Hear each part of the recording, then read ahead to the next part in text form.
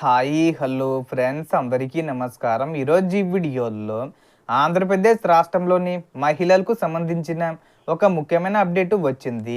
ఆడబిడ్డ నిధి పథకానికి సంబంధించిన అప్లికేషన్స్ అనేవి ఎప్పుడు తీసుకుంటారు, ఒకేసారి విడుదల చేస్తారా, నెల నెల విడుదల చేస్తారా? సో దానికి సంబంధించిన పూర్తి ఇన్ఫర్మేషన్ ఈ వీడియోలో తెలుసుకుందాం. వీడియోని ఎక్కడ కూడా స్కిప్ చేయకండి ఫ్రెండ్స్, అండ్ చూడండి. వీడియో స్టార్ట్ చేసే ముందు మీకు ఒక small request friends.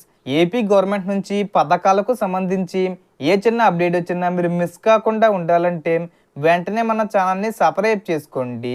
And subscribe చేసుకున్న వాళ్ళందరూ కూడా సబ్స్క్రైబ్ బటన్ పక్కనున్న గంట సింబల్లో ఆల్ అని పెట్టుకోవడం మర్చిపోకండి ఫ్రెండ్స్. ఇలా పెట్టుకోవడం వల్ల నేను పెట్టే ప్రతి ఒక్క వీడియో మీరు నోటిఫికేషన్ రూపంలో పొందగలరు. అండ్ వీడియో మీకు నచ్చితే లైక్ చేయండి ఫ్రెండ్స్. సో ఏమాత్రం లేట్ చేయకుండా వీడియోలోకి వెళ్ళిపోద్దాం. సో ఎన్నికల సమయంలో సీఎం చంద్రబాబు నాయుడు గారు మహిళలకు ప్రతి నెల 1500 రూపాయల ఆర్థిక సహాయం అందిస్తామని హామీ ఇచ్చిన విషయం తెలిసిందే. ప్రస్తుతం ప్రచారంలో ఉన్న సమాచారం ప్రకారం నెలవారీ చెల్లింపులకు బదులుగా ఒకేసారి 18,000 రూపాయలు ఇవ్వచ్చని. అంటే మనకు చంద్రబాబు నాయుడు గారు అధికారంలోకి వచ్చి దాదాపు 2.5 సంవత్సరాలు అవుతుంది. ఇప్పటి వరకు ఈ పథకాన్ని ప్రారంభించలేదు. సో అందుకని నెల నెల కాకుండా ఒకేసారి 18,000 రూపాయలు అనేది విడుదల చేసే అవకాశం ఉంది. అలాగే ఆగస్టు 15వ తేదీ వచ్చేలోపు విడుదల చేసే అవకాశం ఉందని చెబుతున్నారు. సో ప్రచారం ప్రకారం 18 సంవత్సరాలు పూర్తయి 19వ సంవత్సరంలోకి అడుగు పెట్టిన నుంచి 59 సంవత్సరాల లోపు ఉన్న వివాహిత మహిళలు అర్హులుగా పరిగణించే అవకాశం ఉందని చెబుతున్నారు. అలాగే 6 స్టెప్ వెరిఫికేషన్లో అర్హత తప్పనిసరిగా ఉండాలి. కుటుంబంలో 4 చక్రాల వాహనం ఉండకూడదు. ఆదాయ పన్ను చెల్లించేవారు కాకూడదు. ప్రభుత్వ ఉద్యోగుల కుటుంబాలకు సంబంధించిన కొన్ని నిబంధనలు వర్తించే అవకాశం ఉంది. అలాగే ప్రభుత్వ పెన్షన్ పొందుతున్న కొన్ని వర్గాలు కూడా అర్హతకు వెలుపల ఉండవచ్చని ప్రచారం జరుగుతుంది. వ్యవసాయ భూమి ఆస్తుల పరిమితులు కూడా పరిశీలించే అవకాశం ఉందని సమాచారం.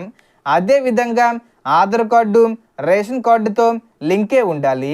బ్యాంక్ ఖాతాకు ఆధారు మరియు ఎన్పిసిఎస్ సీడింగు పూర్తి చేసి ఉండాలి. ఈకేవైసీ పూర్తి ఉండాలి.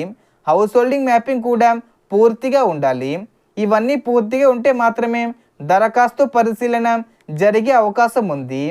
ప్రచారంలో ఉన్న సమాచారం ప్రకారం ఆగస్టు నుంచి గ్రామ లేదా వార్డు సచివాలయం అలాగే మీ సేవా కేంద్రాల్లో దరఖాస్తులు స్వీకరించే అవకాశం ఉందని చెబుతున్నారు. దరఖాస్తు సమయంలో ఆధార్ కార్డు రేషన్ కార్డు అవసరమైతే ఆదాయ ధృవీకరణ పత్రం కుల ధృవీకరణ పత్రం 2 పాస్పోర్ట్ సైజ్ ఫోటోలు పని చేస్తున్న మొబైల్ నెంబరు వంటి వివరాలు అవసరం కావచ్చు. ఆధార్ నెంబరు నమోదు చేసిన తర్వాత ప్రభుత్వ రికార్డుల ఆధారంగా కుటుంబ ఆస్తులు భూములు ప్రభుత్వ ఉద్యోగులు ఉన్నారా లేదా వంటి వివరాలను పరిశీలించి అర్హతను నిర్ణయించే అవకాశం ఉందని సమాచారం. అలాగే ఈ పథకం వివాహిత మహిళల కోసం మాత్రమే అమలు చేసే అవకాశం ఉందనే ప్రచారం కూడా జరుగుతుంది. అయితే ఈ అంశాలన్నిటిపైన ప్రభుత్వం నుంచి అధికారిక మార్గదర్శకాలు విడుదలైన తర్వాతే తుది అర్హతలు తేదీలు చెల్లింపుల వివరాలు ఖరారవుతాయి.